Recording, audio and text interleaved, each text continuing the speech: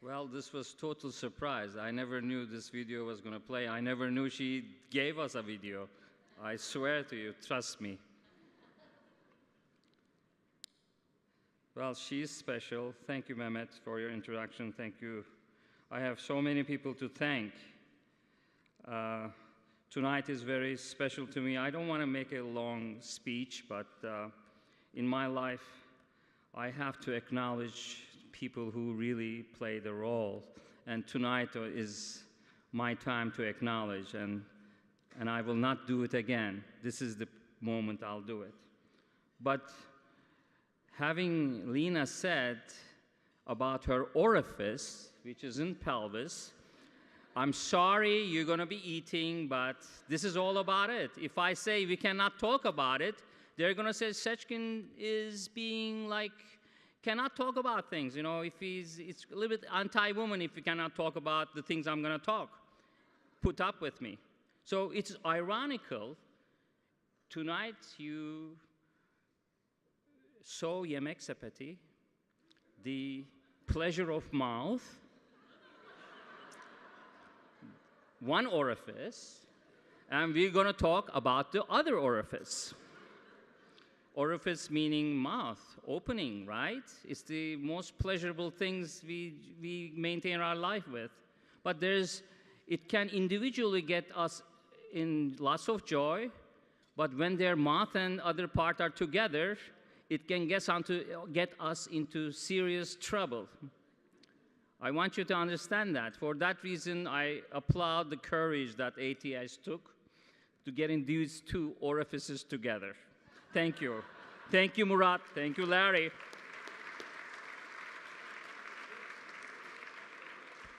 In their absence, I want to recognize Honorable His Excellencies Mr. Feridun and Ayşe Sinirlioğlu. I'm sorry that they're not here with the tragic event. Honorable Consul General Ertan Başak Yalçın. Tonight, I'm really honored, more than honored. I'm humbled by your recognition. I can only accept this on behalf of our foundation, the Endometriosis Foundation of America.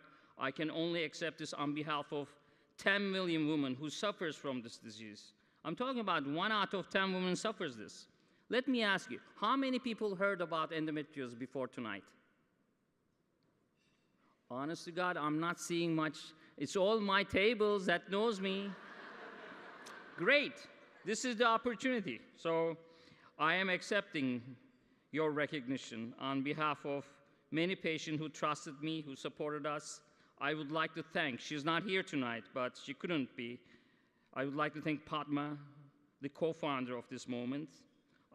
I'm going to drop some names, I'm sorry, but very fast. I'd like to express my thanks to my department, Dr. Michael Dewan, particularly to my residents, so they're somewhere here. My nurses, Jana, Vanji, BJ, surgeon friends who trusted me, Broderson, Heyman, Ansari, Monalis, Pamukjian, Alas, Vilala, Angel Dr. Atakant, who's here. I owe her a lot. And precious board members, Leslie, Gamze, Subrata, Piraya, Kim, Bandime, Lena, Sandra, Christy, Sarper, and beyond.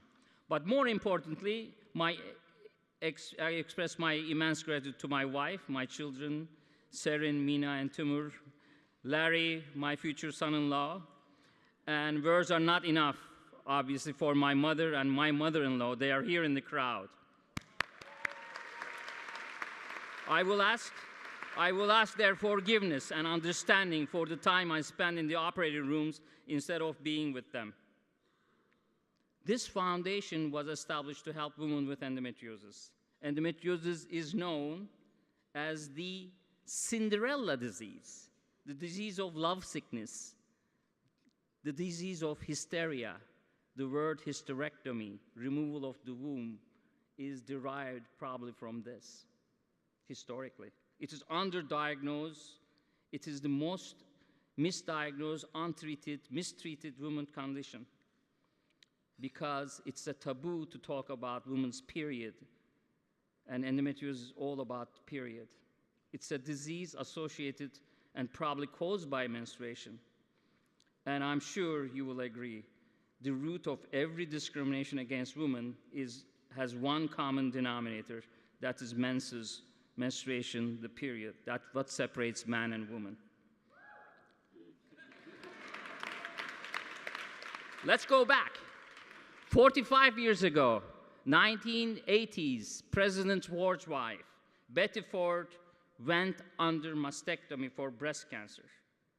As a first lady, let me tell you, at that time, 5-year survival from breast cancer was 10%. Out of every 10 women, only 1 survived, 9 died in 5 years. Today, this is true.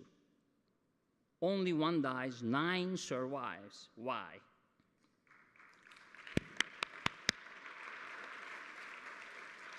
There is progress in medicine. There is something called preventative medicine. There is something about early diagnosis, timely interventions, with surgery. There is a place for surgery. So President wife's ward, Betty's openness to speak about her breasts, which was a taboo at that time, there was enormous work, and with research and awareness, we achieved this success. I'm going to take back to a couple months ago, CNN News. In Bhutan, recently, a young girl who was confined to a menstrual hut accidentally burned to death in Bhutan. She was isolated from her family, relegated to this hut during her period. It's an accepted norm in that culture. I mentioned to this Lena Dunham, which she spoke now. In her Lenny Letter publication a few years later, she coined the term All-American Menstrual Hut to discuss the marginalization of political co-modification of women's health issues. With the threat of defund Planned Parenthood in the United States, lack of maternity leave, not recognizing the importance of breastfeeding. You have children, you saw your wife breastfeeding. Let me tell you something, breastfeeding is the most cumbersome, most tiredness aspect of motherhood. Getting up at night. Unfortunately, in the United States of America, this period is not being recognized.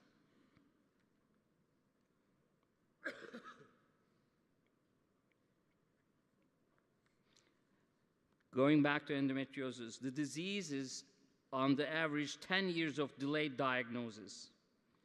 With the multiple surgeries, chronic pelvic pain, and detriment to quality of life, loss of work in the most productive years, infertility, and potential hysterectomy. So, what is the foundation doing? Our foundation is committing to changing the rhetoric about this. Thus, we believe in early diagnosis and education. We educated 20,000 students in New York City with grants from New York State about the disease. Thank you, Nina. Thank you, Kimberly. You're there somewhere. Raise your hand.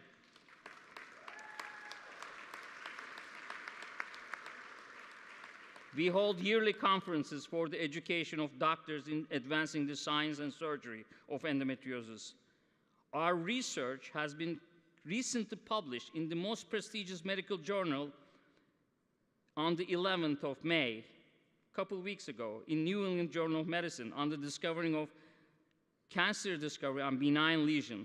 We located mutational cells, and out of those 25 patients, 17 of them came from Lenox Hill Hospital, from our population.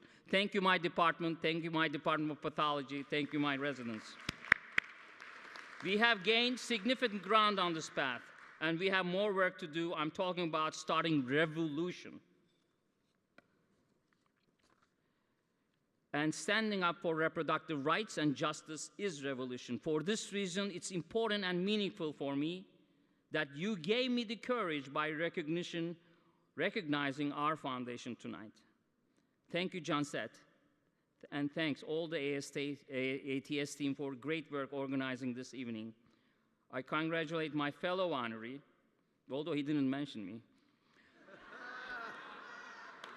Nevzat Aydın, I hope I was able to express the troubles at the other opening, the sufferings that we endure, enough that one day he will feed us with his deep pocket, and likewise the others. We need to spread more courage to those who are not being listened to and those who are not being treated as they should be, as humans with inalienable rights. Thank you. I love you all.